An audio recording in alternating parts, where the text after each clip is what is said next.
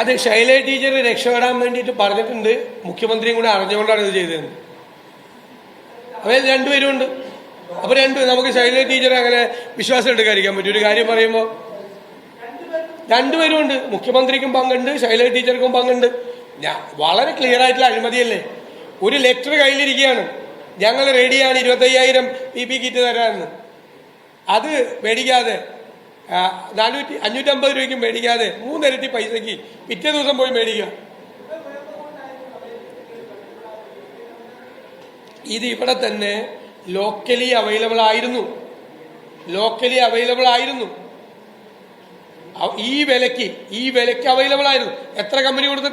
450, 500.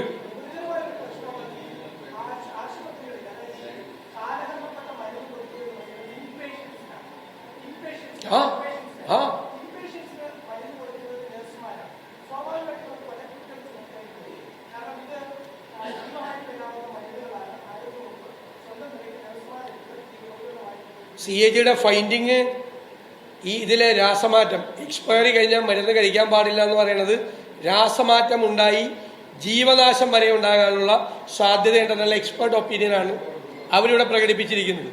ഓലക്കുറ്റത്തിന് സമാനമായ കാര്യങ്ങളാണ് ചെയ്തിരിക്കുന്നത്.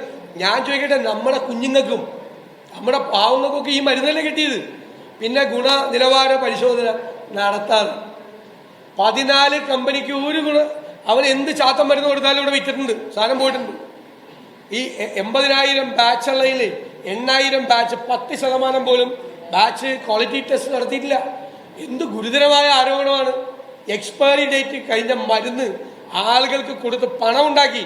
ഞാൻ പറയില്ലേ, എക്സ്പയറി ഡേറ്റ് കഴിഞ്ഞ മരുന്ന് 20% കിട്ടും, 80% കമ്മീഷൻ. എനിക്കറിയില്ല. ശരി, ഓക്കെ, വേറെ ഒരു വിഷയമില്ല.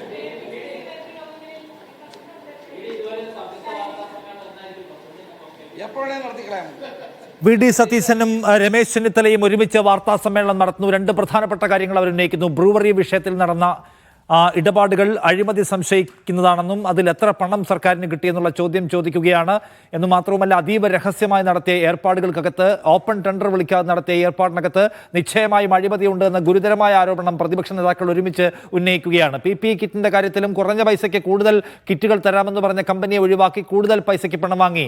അവൈലബിൾ ആയിരുന്നില്ല എന്ന, അല്ലെങ്കിൽ ആ സമയത്ത് PPE കിറ്റുകൾ ലഭ്യതാ പ്രശ്നമുണ്ടായിരുന്നു എന്ന വാദം ഉന്നയിച്ച KK ശൈലജയെ തിരുത്തുന്ന ഒരു കത്തിന്റെ വിശദാംശങ്ങൾ കൂടി ഇന്നിപ്പോൾ പ്രതിപക്ഷ നേതാക്കൾ നിയമസഭയിലെ മീഡിയ റൂമിൽ പുറത്തുവിട്ടു. ഒപ്പം മാരാമൺ കൺവെൻഷനുമായി ബന്ധപ്പെട്ട് ഉയർന്നു വന്ന വിവാദത്തോട് പ്രതികരിക്കാതിരിക്കാൻ നേതാക്കൾ ശ്രദ്ധിക്കുന്നുണ്ട് എന്നതുകൂടി കാണുക. എന്തുകൊണ്ട് KPCC നേതാക്കളുടെ സംയുക്ത വാർത്താ സമ്മേളനമില്ല എന്ന ചോദ്യത്തോടും പ്രതിപക്ഷ നേതാക്കൾ ഇന്ന് പ്രതികരിക്കുന്നില്ല.